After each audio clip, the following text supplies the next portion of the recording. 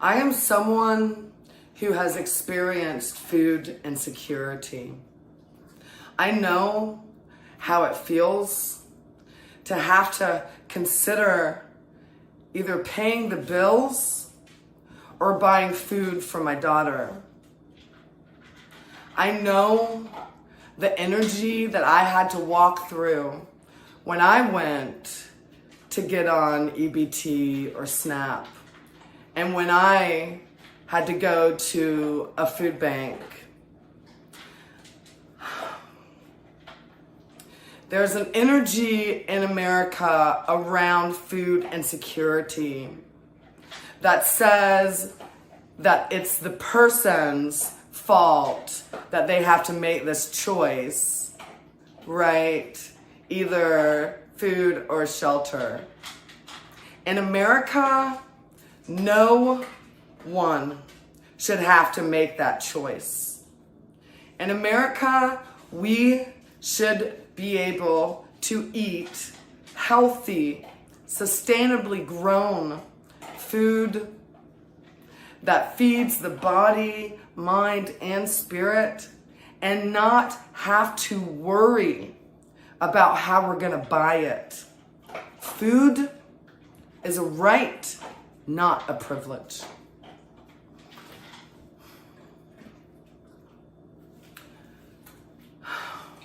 So the first time that I experienced food insecurity in America, I was 12.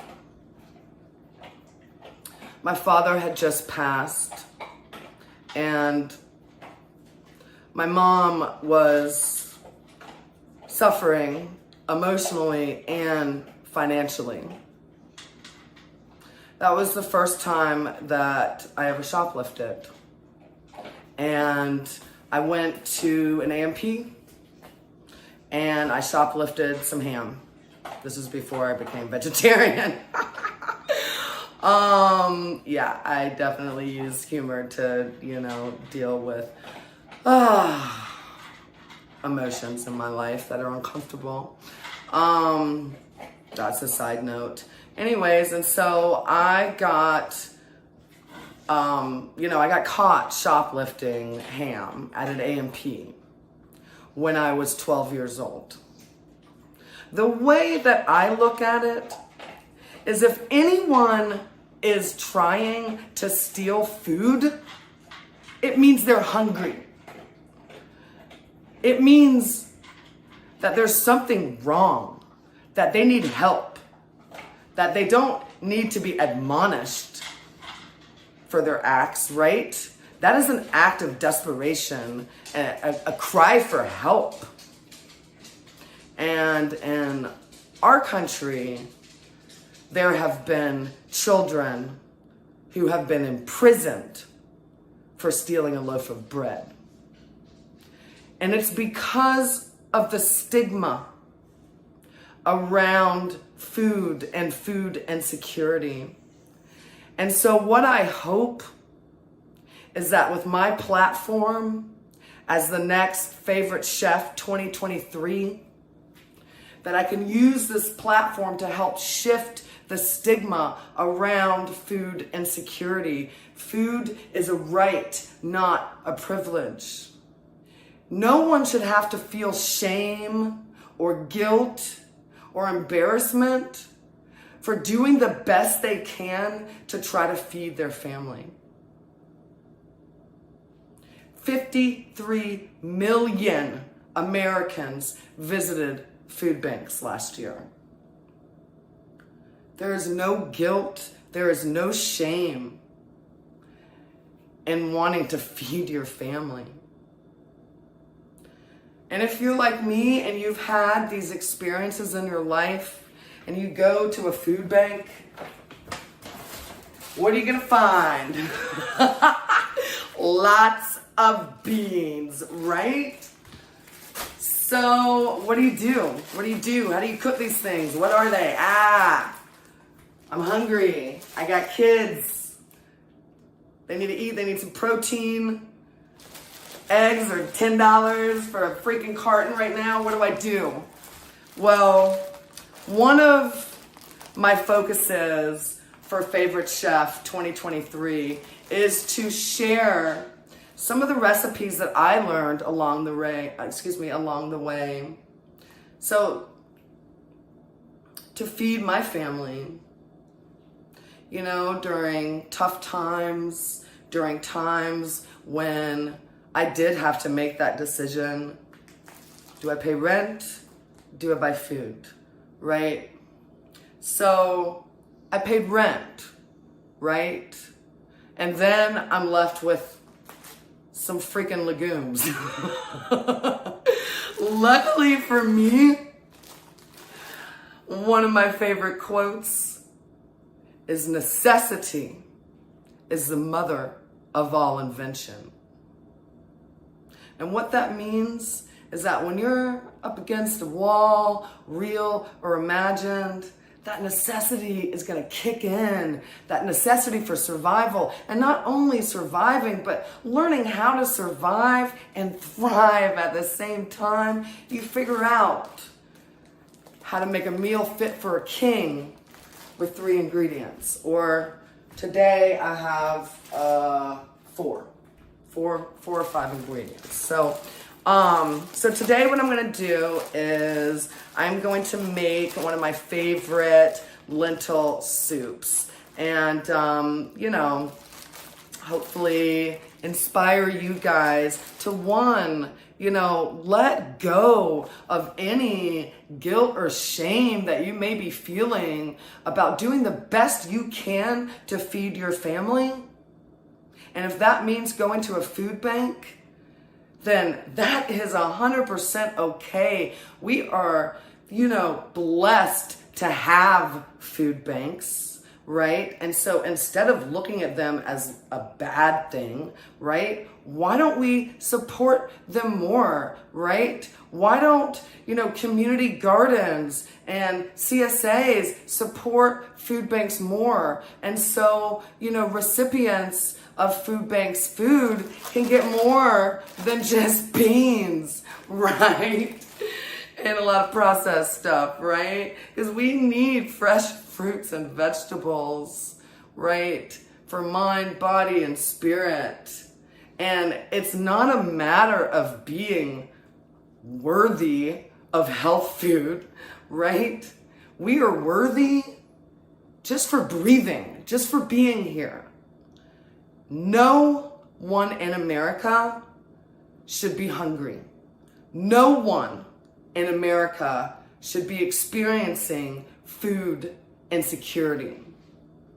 But until, those systems shift, what we can do is support what we have already and, expand on it. So why not collaborations with food banks and gardens to bring fresh vegetables to your neighbors, right? To the children. So today I'm going to show you guys a quick lentil soup recipe. So basically lentils are a legume. There's a lot of protein in here. And so I am cooking today with what I have on hand. Very much as I did when I was raising my daughter and things were tight. And, I used to call because I was a teacher. And so and we got paid once a month. And so the last week of every month, I used to call it our slim pickings week because, the pickings was slim. The pickings was slim. And I support our educational system, but come on, we need to pay our teachers better. So anyways, during slim pickings week, we would have to, make do with what we had. And I always keep lentils, and I do dried beans. Beans with lentils, you don't have to soak them. They're really, they're pretty small, right? Look, they're so teeny. Say that this is a everything in your cupboard kind of soup, So this is what I had on hand. I have my lentils. I have kale, okay? I have kale. Kale is a wonderful vegetable. It's very easy to grow. Obviously, I didn't grow this, but let's look at this.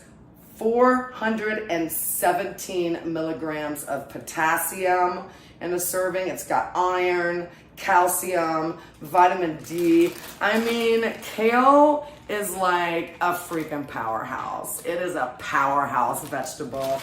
So we have kale, and then we have some ginger here. Ginger is wonderful for the circulatory system. And then of course we have some onion. This is, what I had left. This is sweet onion. I love my sweet Vidalia onions. I actually ran out of fresh garlic, so I'm going to just use some garlic powder. Let's see, I had some peppers still left that really need to get used, so I'm gonna put these peppers in it. And then, one can, and this, usually you're gonna, so out of canned things, like I will get tomatoes, canned tomatoes, because I use those a lot in soups. And let me see, what other, really I try to, canned tomatoes, that's about it. I don't know, Anyways, okay, so here's the canned tomatoes, and that's it. For spices. So basically, one of the many things that I have learned on my cooking journey of, necessity being the mother of all invention, right, is that spices, basically you can use 3 ingredients and make, a meal fit for a king. All you need is spices. Spices, herbs are what, change just, freaking brown rice to a scrumptious, delicious, tantalizing meal, right?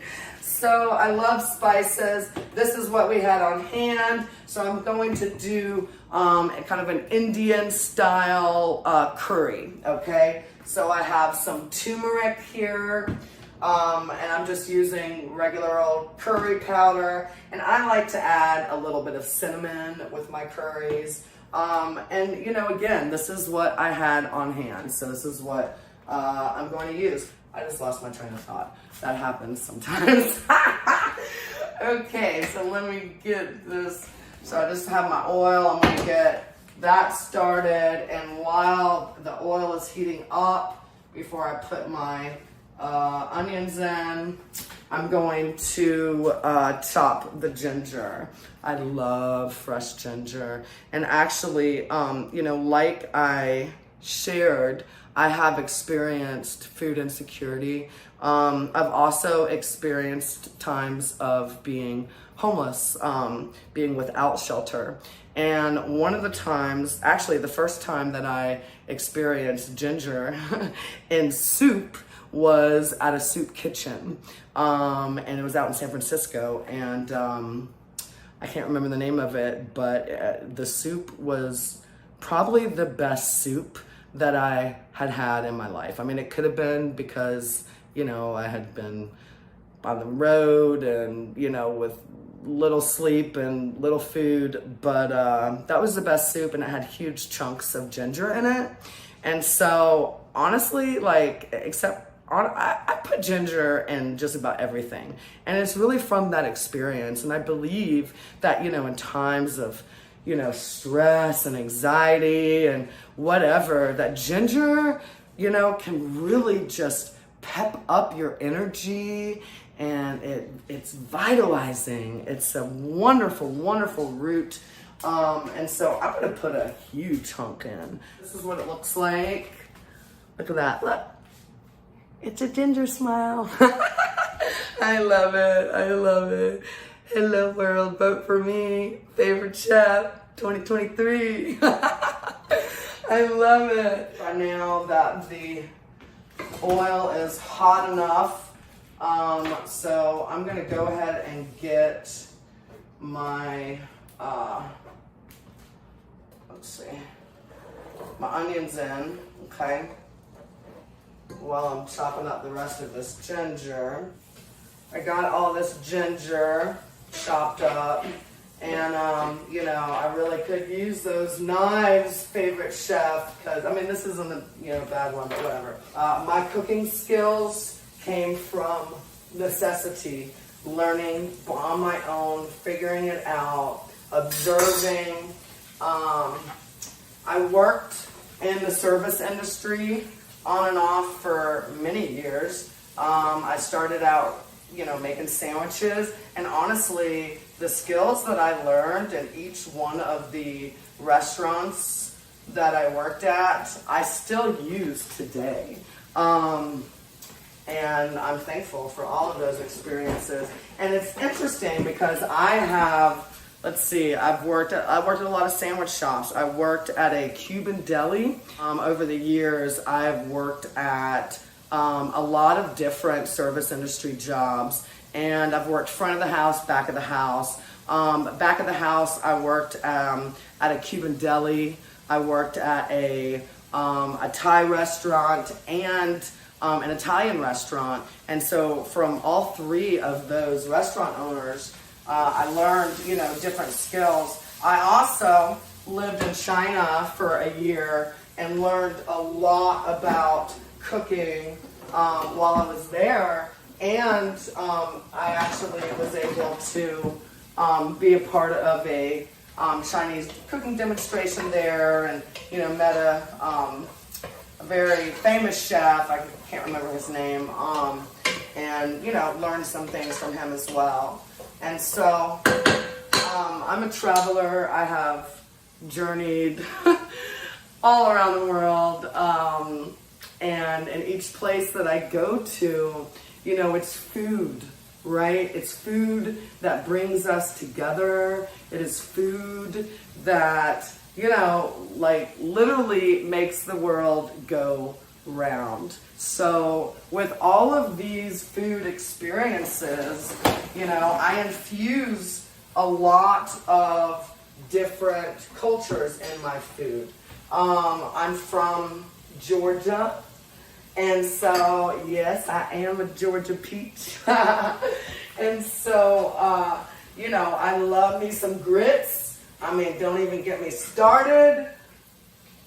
Grits are made with salt and butter. Period, Northerners, okay? I still love you guys, but I mean, putting sugar in your grits, I don't even...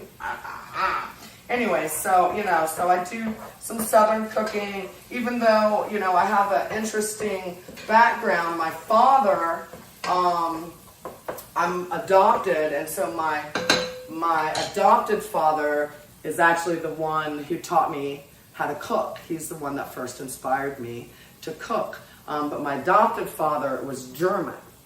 And so I was actually raised on sausage and sauerkraut. I love me some sauerkraut. And so that is, and that is definitely a testament for nurture over nature, because, here I am, and I'm a German sauerkraut eating Southern vegetarian cook. I mean, you gotta love this world.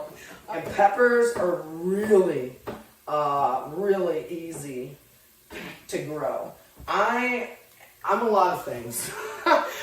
As much as I love fresh vegetables, I am not a farmer. And I can grow peppers. So if I can grow peppers, you can. I like to have color variety. And this is really what takes, your cooking from merely sustenance to creating it as an art form, right? Is beginning to, look at the way that the colors interact, right? How things are plated. That's the beauty. There's so many parts of the cooking experience that I love. It is what basically You know, it's like my meditation. It's one of my meditations. I get into the zone. I do my thing. I chop my vegetables, right? You know, it just makes me so freaking happy. Oh my God. Thank you, Great Spirit. Thank you, Great Spirit. Cooking a meal is honestly a really good metaphor for life, right? It's like you have all of these ingredients. You gotta prep, you gotta, prepare, you got, there's danger along the way. I mean, look at this freaking knife, guys, you know what I'm saying? But when all the perfect right ingredients come together, it is truly a magical experience. I found that as I have been consciously working on raising, or I'll say developing my own intuition, that my body really tells me what herbs, what vegetables I need. And honestly, a lot of it comes to me through like kind of odd like signs or synchronicities. Like I went through like a cucumber phase a while ago, and I love me some cucumbers. I will literally just chop up cucumbers, put them in a bowl, and eat them like just like that. I love cucumbers. But it was like a lot of weird synchronicities around cucumbers. So it's weird, but food comes to me in different ways, and it's like it's almost like the food tells me, oh, you want to eat me. I will be good for your body. I'll be good for your, XYZ, whatever, for your skin. I'm a good vegetable to eat to help with your hair, right? So you start having this intuitive relationship, if you will, with food and learning what your body needs. So I just put the peppers in. I'm going to stir. Okay, I'm going to let these go a little bit longer. And I feel like this is too big for a soup, right?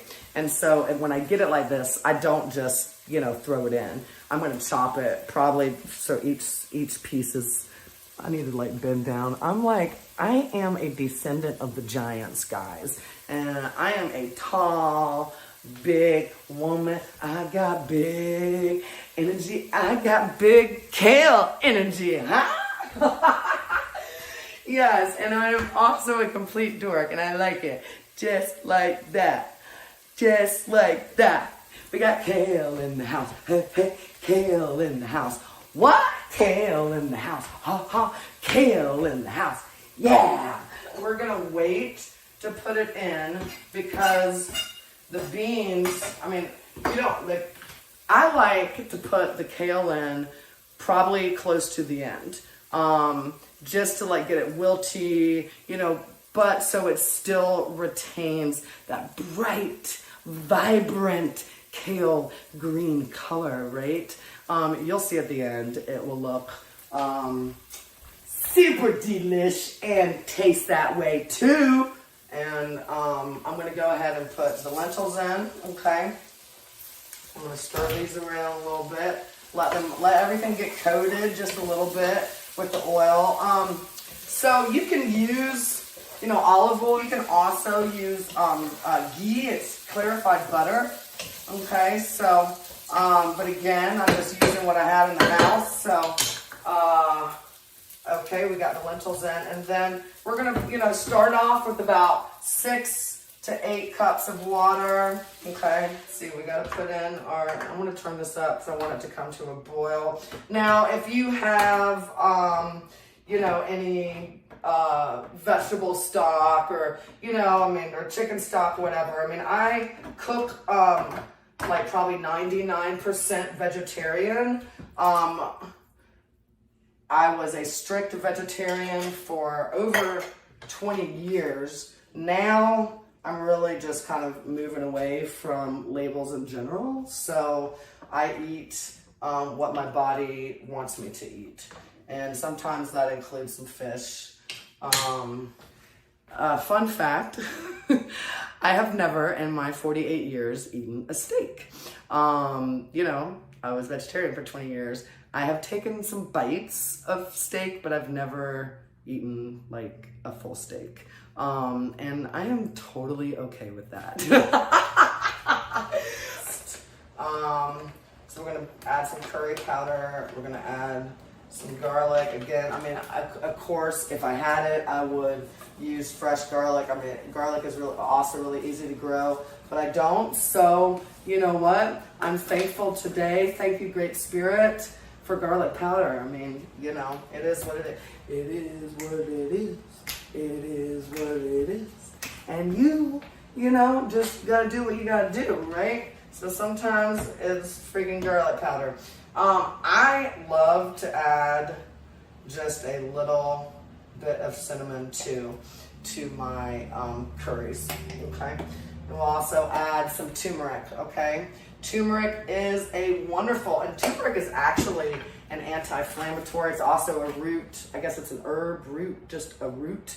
But anyway, so we're going to stir this, and then I'm going to let this cook. Now it takes lentils, I'd say about 30 minutes. So we'll check on this a little bit. So, okay guys, so now that the lentils are cooked through, again, we're looking at about 30, 45 minutes. I'm going to take some of the soup. You want to let it cool down just for a little bit. I'm going to take some of the soup and I'm going to put it in the blender to, you know, give it kind of a creamier texture. I'm going to probably do about I'll probably do about 4 or 5 cups. I think I'm going to do 5. Okay. And then I'm just, looking good, looking good. See, it's almost done. Hey. Okay. So I always used to tell my daughter that the sign of a good cook was, you know, the taste of the food. But the sign of an excellent cook is at the end of cooking that everything still looks nice and clean.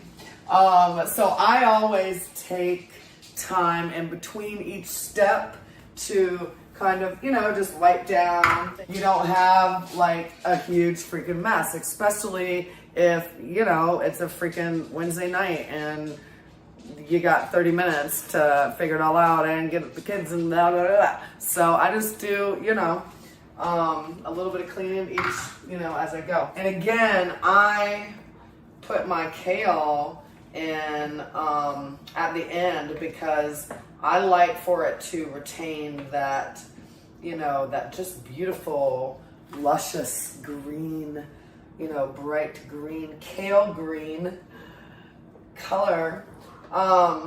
Okay, so I used half a bag of lentils, and I'll show you how much it ended up making. I don't know if you can kind of see it, right? So this is probably, I would say at least, you know, 8 servings or more. And, you know, we're looking at under $5. Serve it with, you know, just like some crusty bread on the side. You could do basmati rice with it. Total like Indian cuisine. You could use some naan bread. Right. Looks pretty good. And here we go. So this, once again, is a curry lentil soup. And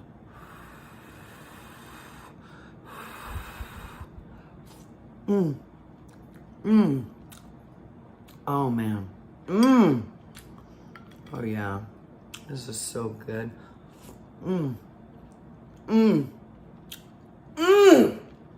Oh my God. You guys, soup is good food. Now you have a Slim Pickens meal.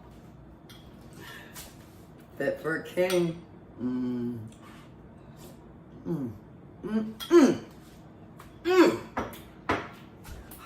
Thank you guys so much for watching. I'm Elizabeth Maria Unlimited. I offer writing services, whole food health advocacy, and intuitive guidance. If you'd like to learn more about me, you can check out my link in the descriptions. And I look forward to hearing from you guys. And yeah, in love, light, and service always.